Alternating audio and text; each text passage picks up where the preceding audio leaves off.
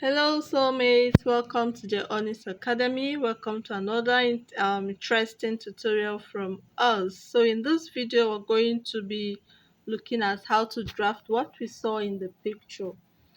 Okay, honestly, I just want you to look at what I'm doing in the video and draft your own just the same way. Okay, this is just my first time of doing this, and so I did not actually know how to put it correctly in a way that you understand. So you can use a 360-degree flay or use a 270-degree flay. But what you're seeing here, I used 270-degree flay and 180 put together. The 180 was just to extend it long, as you're going to see how I will do the drafting. Okay. Now for the radius or for the circumference, you can measure, but instead of measuring, which you might not get so accurately, you can use 30 inches because it is still going to have a rope behind to tie it. So for the circumference, you can use 30 or thereabout. 30 will be okay, 35 will be very okay too if you don't want to use rope at the back. Okay, so this is how I'm going to be extending it. In all of this, for the miniature that I used, all of the measurement was 20 inches. Okay, so for an adult, 30 will be okay. So just watch the way it is being cut. It's just very simple something, just like sometimes you might not actually know how to explain some things. Okay, especially not the things that you do often. So just watch the way it is. It is easy. You can trace it and cut it the same pattern. So what I did in one part, I'm still going to replicate it in the other part. So basically it's more like putting your paper into two or your fabric into two and then cut this shape. So once you're able to cut this shape, you've gone 3/4 to what you're doing. The shape is just what matters. Okay, the shape is just what matters. You can now determine how um the length or how wide you want it to be. Okay, please, if you've not subscribed to this channel, endeavor to subscribe. Show us some love. Okay, we'll be bringing interesting tutorials to you. You can watch and understand. Now in this case, you can see that the paper is overlapping. You can decide to leave it like that, or you can decide to trim it in such a way that it will not overlap. Okay, so I just want to clear the edges and make sure that it is quite okay. Make sure that everything is well trimmed. All right, so just watch. This is just for decoration. You can use organza to make this. You can use net to make this and decorate it. You can use apples, you can use beading to decorate the whole stuff after making it. It adds beauty to what you're wearing. So here I just use Ankara, but instead of using Ankara, you can use other materials. Now this is what I was talking about. Instead of overlapping, I decided to minus it, so that trim it off so that it doesn't overlap. But you can still leave it like this and I believe it will be fine. Or you can follow the pattern and do it exactly the way I am doing it. I hope you understand. Just watch and understand. You can do it better than I have done.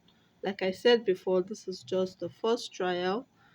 You can watch and do it in such a way that it comes out so beautiful.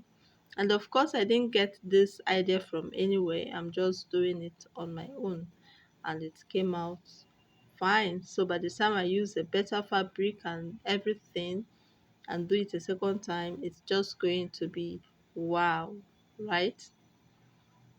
Okay. So this is what we have. It's looking more like a bag pattern. I think so. Okay, so once you have it like this, you can now cut on your fabric, add your sewing allowance. You can use lining to turn it. In this case, I used lining, right? You can sew it like that, so you use lining to turn it. But I prefer you use lining so that it can at least be framed somehow. Even if you're using organza, you can double it. So this is what we have. And I'm going to mark lines on it on the right side, about 8 lines, where the um, bias is going to be sewn, and then the plastic wording, I mean, sorry, not plastic wording, plastic bone.